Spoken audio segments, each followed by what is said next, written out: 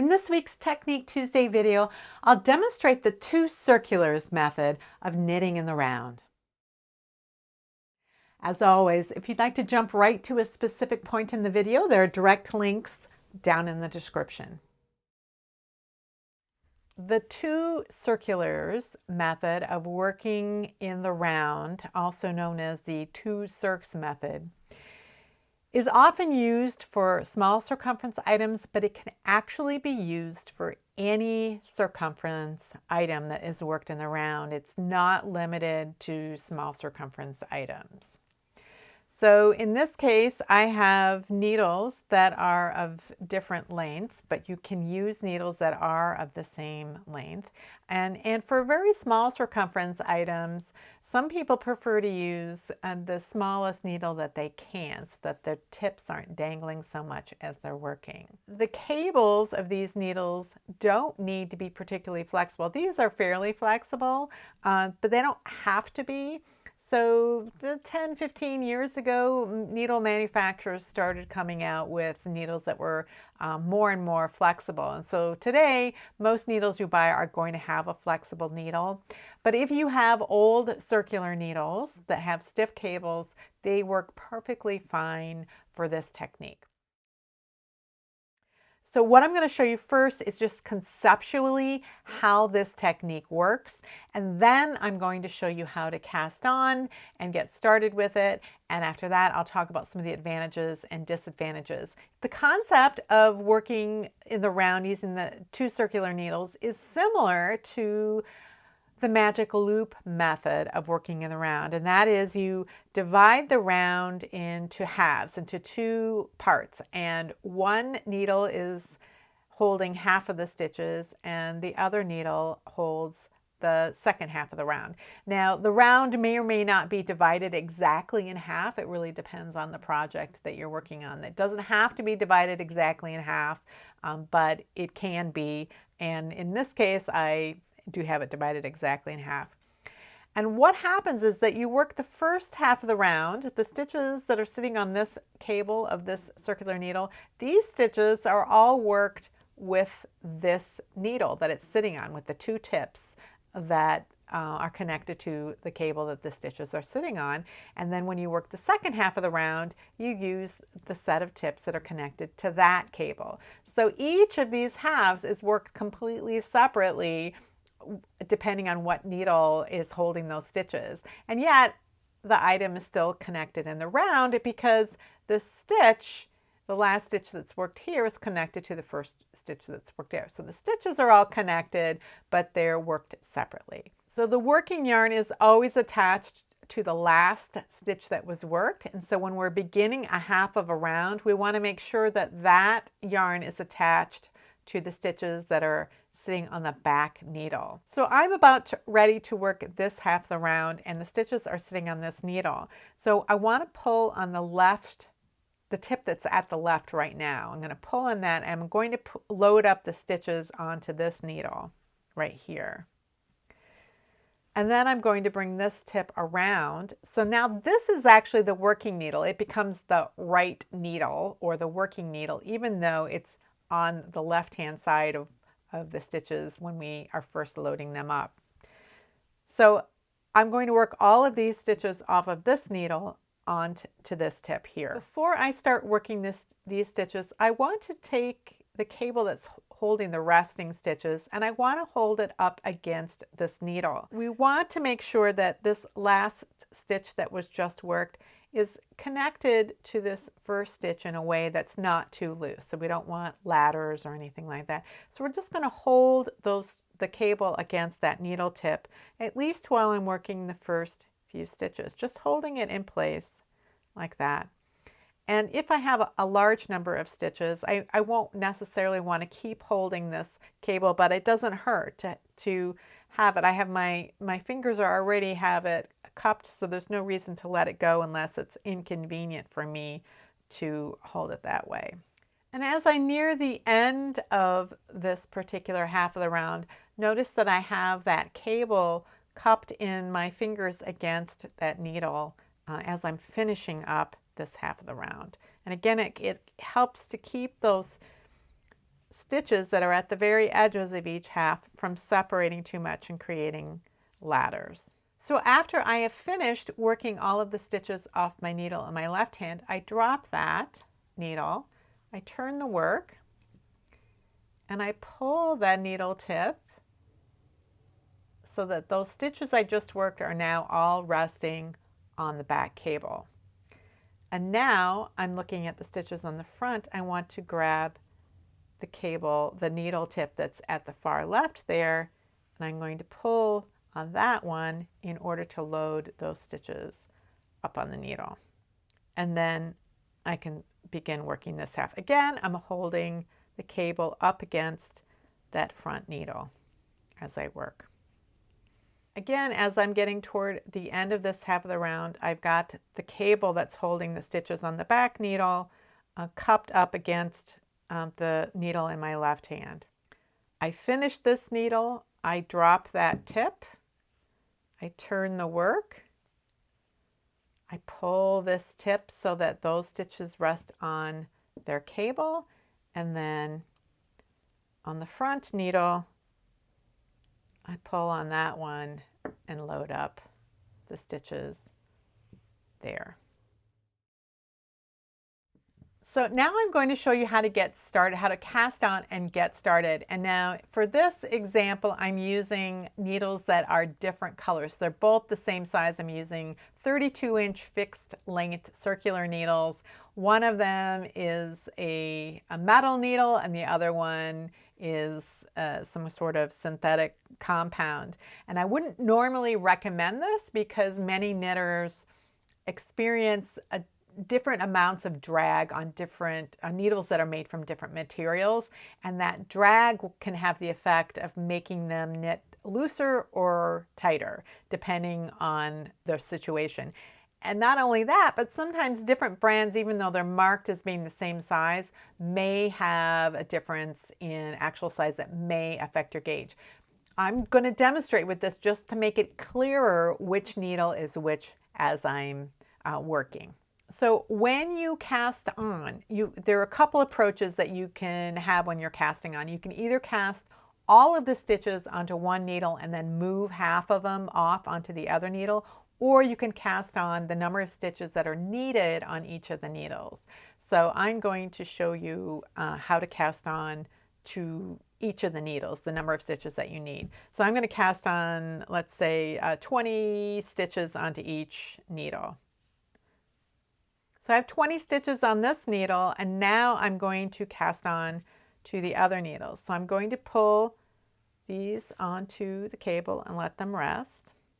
And now I'm going to take the other needle and continue casting on. So I want to allow my hands to be close to this cable. I'm using the long tail cast on. So I'm casting on this first one, and I want to just make sure I don't need to yank on the yarn to make it super tight. I just want to make it snug enough. But you can do that because the cable is coming up next to the second needle. And now I can just continue casting on. Okay, so I have 20 stitches on this needle as well. So I have all the stitches on both cables. I want to make sure that nothing is twisted around the cables. Instructions are always telling you to join, being careful not to twist. So I want to make sure nothing is twisted around here. The needle that I want in back is the one where the working yarn is connected. So these aren't joined yet.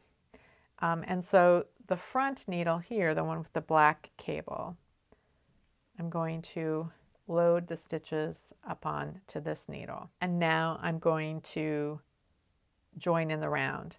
And again, you want to hold this back cable up against the needle tip anytime you transition from one needle to the other.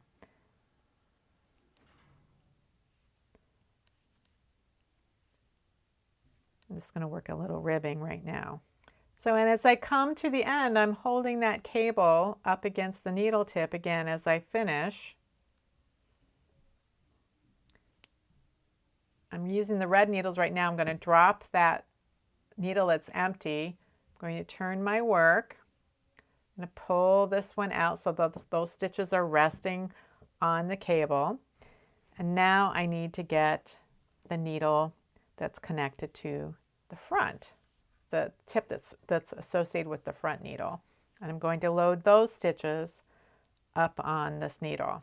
So these are loaded up. Again, I'm going to hold the back cable up against the needle tip, and at least for the first few stitches while I'm working off of this needle tip. And again, I do not recommend using different types of needles for this. This is just to make clear which needle I'm using. So when I get to the end of the round, I do have a little bit of a gap here. Part of this is my long tail cast on, which has loosened up the edge. I'm going to tighten that up a little bit. Drop the white tip. Pull that white tip out. Grab the red needle tip that's at the left in order to load up those stitches onto here. And again, I'm going to hold these together. And this gap is going to be eliminated later. And then when I weave my tail in, I can also help close that gap. But the main thing that's going to help you prevent ladders is starting out by keeping those stitches pinched together as you get started on a new needle. One of the things that I mentioned when you are starting to work off of one of these tips is that this tip that's over here on the left actually becomes the right needle, the working needle. So this tip is always going to be the one that is the working needle. As I work across these stitches, I work that one first and then I work this one last. That stitch is going to be closest to this tip, which means this is going to be sticking out this way and then again. So this tip is always the working needle, and this one is always the needle tip where the stitches are coming off. What that means is that if you have an interchangeable set of needle tips like I have here, you may have only one set of tips that are the correct size for your project. And so what you can do is to create needles, two sets of needles that each have one of the correct needle sizes, the needle that's going to be the working needle, and the other tip can be smaller. So in this case, this is a size 7 needle that I'm using to work all of this, but the tip that's right here is a size 5. And again, and for the other half of the round, it's the same thing. The one where the stitches are coming off the needle is the size 5, and the needle tip that is the working tip is the one that has a size 7 tip. So when you're casting on, you would cast on onto the needle tip that you need for your project, and the other tip would be the one that would be dangling as you're casting on. So this is a way to use this technique if you have an interchangeable set of needles. Now this technique of using a smaller tip for your left needle works regardless of what kind of technique you're using for working in the round. Even for a standard circular knitting, you can use that technique when you have interchangeable tips. And it can be useful if you're working decreases, multiple stitch decreases, or if you're working cables or something like that, where you can, having a smaller tip here can really help facilitate working the stitches, and it can help facilitate loading stitches up onto the tip as well.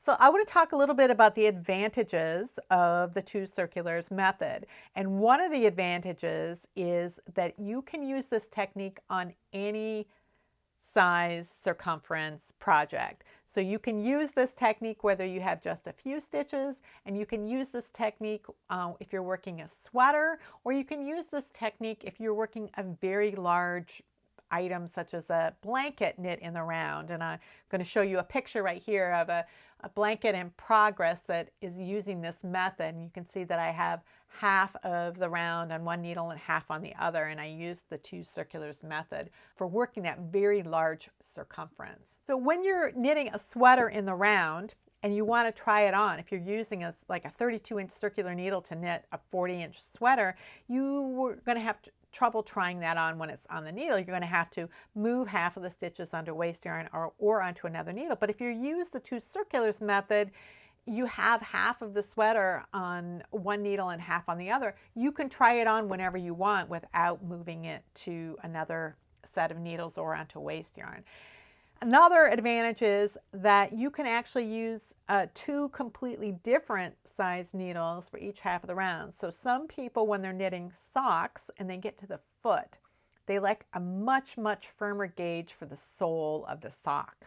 And so they will use, say, let's say they use a size 0 for the sole, but maybe they're using a size 1 or 2 for the instep. Now you do have to, every couple of inches, make up for the difference in the row gauge by working a couple of short rows on the sole. But that is a way, that is something that you can do only with the 2 circulars method. It doesn't work with any other circular method. Now, there are some disadvantages to this technique. One is you have to have 2 needles. So yes, if you have an interchangeable set, you can create a set of needles, but you do have to have 2 needles. And sometimes, especially with very small circumference items, those dangling tips can be irritating, and they can tangle when you're trying to catch this left needle over here. You might inadvertently catch the wrong needle tip and then end up knitting these stitches off of a tip that's incorrect. Or you may be used to magic loop and you may end up pulling this tip out and knitting across and then dropping a needle and ending up with only 1 needle in your hand. As I mentioned, this technique is not limited to any specific range of circumferences the way magic loop and traveling loop are, but it is also not limited to only 2 circular needles. This method could accurately be called the multi-circ method of knitting in the round, because you can divide up the round onto as many circular needles as you would like, using each circular needle to knit the span of stitches it holds. This can be particularly handy when working blankets in the round. As the project gets larger, simply add another circular needle. Like all knitting techniques, this method is worth learning in order to understand it, even if it's not your preferred method of knitting. Different knitters will have different preferences. I prefer limiting the number of needles I have, and typically will use a single 32-inch circular needle for most projects, regardless of its size and whether or not it's knit in the round. Rather than changing my tools, I change my technique. But for those very large circumference projects, I find that the 2 circs or multi-circs method of working in the round to be the most practical. Some knitters will use the 2 circs method exclusively for small circumference projects, while others will use this method for every project. The only way to know what you prefer is to try it out for yourself. If you have any comments or questions about today's video or suggestions for videos you'd like to see in the future, you can leave those down in the comments below or join the discussion in my Ravelry group, Rocks. Thanks for watching, and I'll see you next week.